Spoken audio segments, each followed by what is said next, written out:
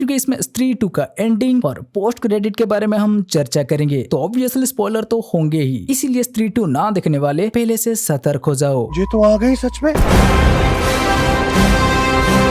ठीक है, अब हमने स्त्री 2 का एंडिंग में नोटिस किया कि इसमें कैरेक्टर इन्वर्जन टेक्निक का यूज हुआ है, जिसे कि शायद बहुत से फिल्मी भाई मिस कर दिए होंगे, और वो क्या क्यों कैसे आगे बात करेंगे। पर उससे पहले चलो स्त्री 2 का एक छोटा सा सिनॉप्सिस देख लेते हैं। ओके, तो इसका कहानी स्टार्ट होता है वहीं से जहाँ पे इसका पार्ट 1 खत्म हुआ था। स्त्री चले जाते ही चंदेरी में सरकटा आ जाता है और लड़कियों को गायब करने लगता है। लेकिन पार्ट 1 के जैसे इस बार भी कोई सीरियस नहीं हो रहा था। सब सोच रहे थे ये लड़कियां चंदेरी को छोड़कर शहर में भाग रही है, जबकि रुद्रा भाई को इसके बारे में एक खत भी मिला था कि स्त्री चली गई है, मतलब अब वो आएगा। तो पहले हमें देखने मिला था ना, जब इनका खुद का दोस्त जना को स्त्री ले जाती है तब जाके ये सीरियस होते हैं। वैसे ही इस बार भी जब इनका खुद का दोस्त बिट्टू की गर्लफ्रेंड को सरकटा ले जाता है तब जाके ये लोग सीरियस होते हैं और उस सरकटे को रोकने के बारे में सोचने लगते हैं। ये लोग जना को बुला के स्त्री को वापस लाना चाहे, पर कोई फायदा नहीं हुआ। शमा को बुला के एक बार और ट्राई किए, लेकिन वो सरकटा शमा को ही ले गया। तो फिर ये लोग उस बंदे के पास गए जिसने कि स्टार्टिंग में इन्हें चिट्ठी भेजकर सरकटे के आने के बारे में सतर्क कराया था। और तब भाई हमें पता चलता है कि ये तो और कोई नहीं, उसी सरकटे का वंशज है जो आज चंदेरी में आतंक मचा रहा है। लेकिन ये भाई साहब सरकटे के जैसे बुरे नहीं है, ये तो खुद सरकटे को नफरत करते हैं और उनका पूर्वजों ने जो बुरा काम किया है उसके लिए ये शर्मिंदा है। इसीलिए चंदेरी पुराण में जो इनका पूर्वज के बुराई के बारे में लिखा था, सरकटे कैसे स्त्री को मारा लिखा था, उन सारे पन्नों को ये फाड़ दिए थे ताकि किसी को पता ना चले कि इनका पूर्वज क्या क्या कांड किए थे। लेकिन फिर जब इसे पता चला कि स्त्री चले जाने के बाद सरकटा आ चुका है, मतलब चंदेरी में खतरा आ चुका है, तो वो तुरंत उन सारे पन्नों को इनके पास भेज भी दिए। सोचो ये कितना भला मानुस है। और इस बार भी वो इनको निराश नहीं करते, बता देते हैं कि कैसे सरकटा को हराया जा सकता है, उसे उसका घर में ही हराया जा सकता है। लेकिन इंसान या जानवर वहाँ जा नहीं सकते, और ना ही नर या नारी, पर इनमें से आधा आधा हो तो जा सकते हैं। इसलिए विक्की और श्रद्धा एक होकर वहाँ जा पाते हैं, और भास्कर भी, क्योंकि उसके अंदर आधा नारी ना हो तो क्या हुआ, वो भी तो आधा इंसान और आधा जानवर है ना भाई। ठीक है, तो फिर हमें पता चलता है कि सरकटा स्त्री का बलि देना चाहता है, और अब क्योंकि स्त्री का चोटी श्रद्धा के पास है तो वो श्रद्धा को स्त्री समझता है। इसीलिए वो श्रद्धा को मारने की कोशिश करता है, और पहले वो चोटी को निकालता है, क्योंकि स्त्री की पावर तो चोटी में होती है ना भाई। लेकिन वहाँ ये बेलबुद्धि गलती कर बैठता है, क्योंकि चोटी निकालते ही उस चोटी की असली मालिक या